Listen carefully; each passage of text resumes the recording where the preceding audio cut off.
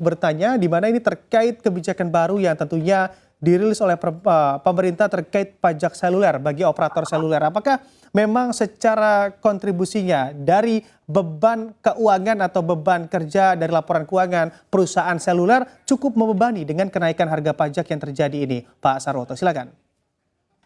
Ya baik, terima kasih Mas Bram. Jadi sebelum kita membicarakan beban, insentif, pajak dan sebagainya, kita perlu juga untuk melihat beberapa hal, paling tidak 4 poin kita pastel mengamati mengenai perkembangan telco ini. Ya, yang pertama adalah evolusi ya.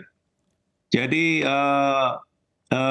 telco ini menghadapi suatu evolusi di mana dia berinteraksi dengan teknologi company atau telco yang disebut juga sebagai OTT, seperti Meta, Google, dan seterusnya, dan juga berinteraksi dengan yang hari ini sangat tren juga, yaitu GovTech, Government Technology, di mana pemerintah saat ini sedang giat-giatnya membangun sistem pemerintahan berbasis elektronik, di mana pelayanan masyarakat secara digital dan juga Kamnas sedang dikembangkan. Nah, ketiga hal ini, telco entitas ya, telco, techco, dan GovTech ini saling mempengaruhi. Telco dia membicarakan tentang OTT, bahkan kita dengar Google juga membangun infrastruktur, kemudian GovTech pemerintah juga membangun infrastruktur, seperti halnya Bakti sekarang sedang bekerja. Jadi itu yang pertama. Yang kedua adalah adanya disrupsi. Ya, telco itu sudah tidak layak lagi menjual SMS dan voice sebagai jasa dasar. Ya. Penurunan nilai dari voice SMS ini terus berlangsung. Mungkin hari ini kurang dari 50% dari nilai total bisnisnya. Sehingga dengan demikian mau tak mau telco harus berubah fokus kepada penyediaan bandwidth, sedangkan bandwidth itu sendiri konsumsi per kapitanya naik terus ya. Hari ini perkiraan kurang lebih 10 gigabit per kapita per bulan dan naik terus, sementara karena kompetisi harga per gigabit itu rendah gitu. Di ASEAN bahkan kita termasuk yang paling rendah, kurang lebih 0,42 US dollar per gigabit atau kurang lebih Rp6.000 saja per gigabit. Jadi ini mempengaruhi bagaimana telco itu bertahan untuk sehat ya.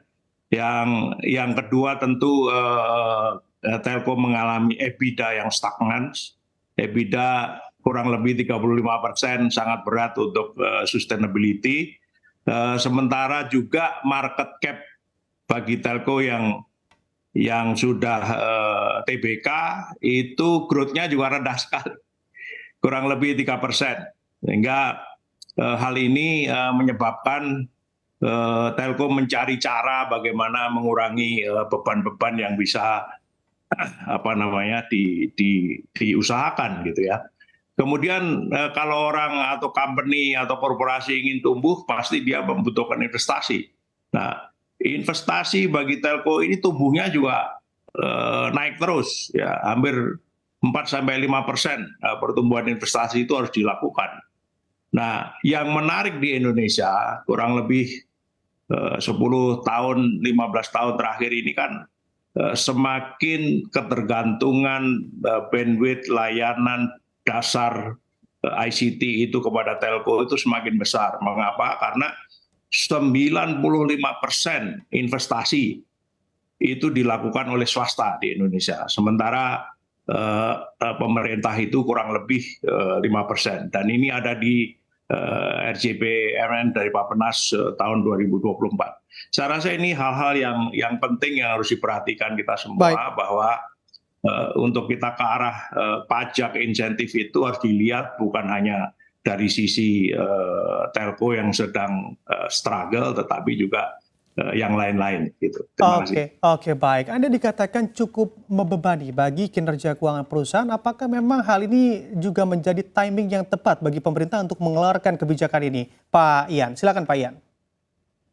Ya, jadi Perlu diketahui ya bahwa BHP, biaya hak pakai frekuensi khususnya di Indonesia, banyak operator saat ini sudah menggerus ya. Menggerus itu maksudnya kita bilang dari kotor itu sampai kira-kira 10%. Dan 10% itu biasanya udah agak berbahaya ya, di atas 10% dan seterusnya. Nah, dengan adanya ya peningkatan penggunaan frekuensi, kita tahu frekuensi itu misalkan di tahun berapa, biasanya berapa, kemudian dia meningkat tiap tahun, disesuaikan dengan keekonomiannya. Tetapi memang makin ke sini teknologi itu makin perlu bandwidth yang makin lebar. Yang makin lebar tadi, kemudian juga adanya OTT ya. Dengan adanya OTT tadi, penggunaan pemasukan bisnis to bisnis antara operator dengan OTT itu juga tidak seimbang, maka itu diajukan untuk kita bilang insentif ya, insentif untuk PNBP, penerimaan negara bukan pajak, dari penggunaan spektrum frekuensi yang digunakan oleh operator. Ya seperti ketahui juga nanti akan ada lelang 700 MHz ataupun frekuensi yang lainnya juga ya. Yang ini yang harus dibantu adalah untuk operator ya, diberikan insentif. Insentif tadi bukan berarti PNBP-nya berkurang sebenarnya, tetapi seperti kita ketahui dari Undang-Undang Telekomunikasi, asas pertama adalah asas manfaat, asas kedua adalah asas adil dan merata. Nah, PNBP tadi sebagian itu dikembalikan ke operator untuk membangun untuk daerah-daerah yang terluar ya, di mana penggunaan frekuensi tadi biar optimal. Ya, jadi memang kita bilang bagaimana supaya bermanfaat bagi masyarakat. Ya, nggak ada gunanya kalau misalkan pemasukannya banyak tapi tidak dikembalikan ke masyarakat juga. Tujuannya adalah untuk dikembalikan ke masyarakat untuk pembangunan supaya kita bisa mendapatkan digital ya, teknologi digital yang sampai menyeluruh ke seluruh Indonesia. Demikian. Ya, jadi adil juga, semua masyarakat Indonesia bisa merasakan dan merata ke seluruh masyarakat Indonesia. Ya, tadi BHP-nya bukan berarti dikurangi, tapi tetap dipertahankan, tapi dikembalikan untuk pembangunan daerah-daerah terluar di Indonesia ya.